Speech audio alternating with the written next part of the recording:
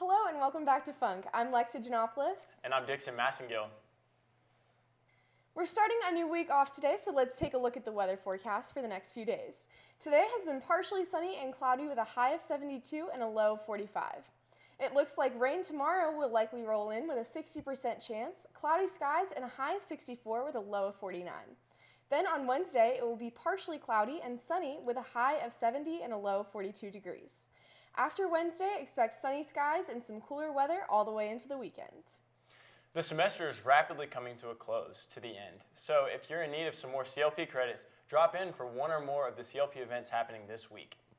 On Wednesday, November 20th, from 7 to 8:30 p.m. in the Younts Conference Center, Shaw Hall, the Catholic Campus Ministry will be holding a panel exploring a wide range of religious views and their beliefs and philosophies, or lack thereof, about the existence and presence of God in our lives. Then on Thursday in Johns Hall, from 5 to 6 p.m., a seminar on student activism by Dr.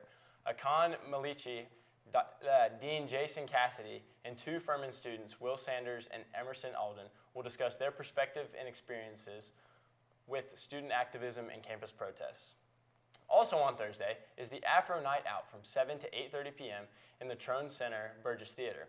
There will be dance and music, poems, and more highlighting the African American population at Furman, and other identities are encouraged to help elevate the shared culture portrayed here at Furman.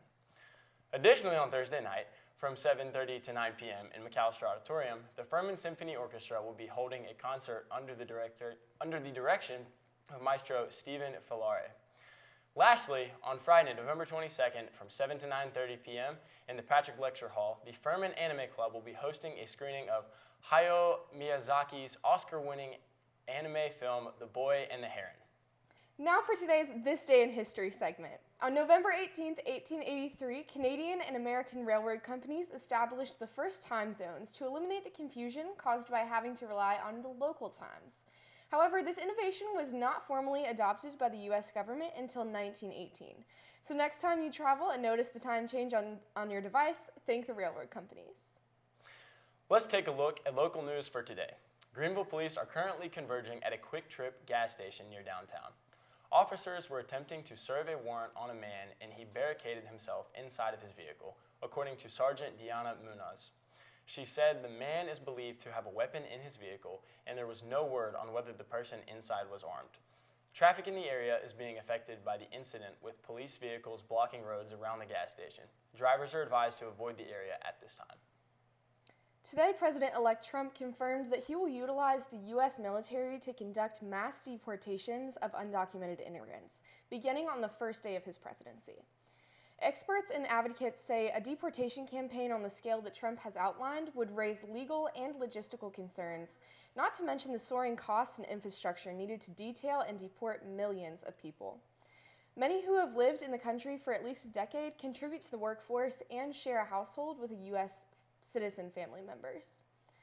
Trump and Miller have described plans to federalize state National Guard personnel and deploy them for immigration enforcement, including sending troops from friendly Republican-governed states with neighboring states for governors who have declined to participate.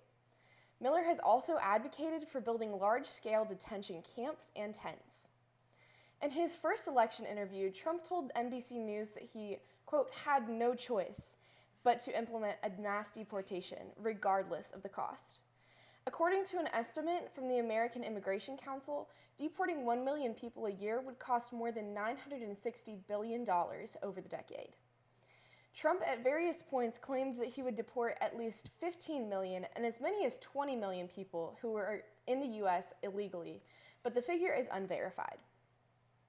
Last week, there was a CLP covering the importance of technology in educating Furman children. A previous Furman student explained her job of vetting education programs that are meant for kids 2 years and older. Later on, we spoke with a current student about his take on educational tech. So I think that educational technology is becoming a really widespread thing. I think it's a really good thing for kids of lower income where educational resources can be inaccessible. It makes them accessible for them, and I attended the CLP and learned lots of information regarding that. And I think that as we move forward in the future, educational technology should become even more widespread. Well, Dixon, how's your week going? It's been pretty good. How about yours? Not too bad. Football, congratulations. Yes. Winning over the weekend. Huge win for the program in a season with lots of downs and not a lot of ups. This weekend was very great for our program. And hopefully we'll carry that momentum into next week and get another big win. Awesome. Where are we next week? We're in Macon, Georgia, playing the Mercer Bears. Awesome. Well, we will now leave you guys with Audrey for the rest of sports. Thanks so much for tuning into Func tonight. If you have any questions or stories, email can'tstopthefunk@gmail.com. I'm Lexia. And I'm Dixon.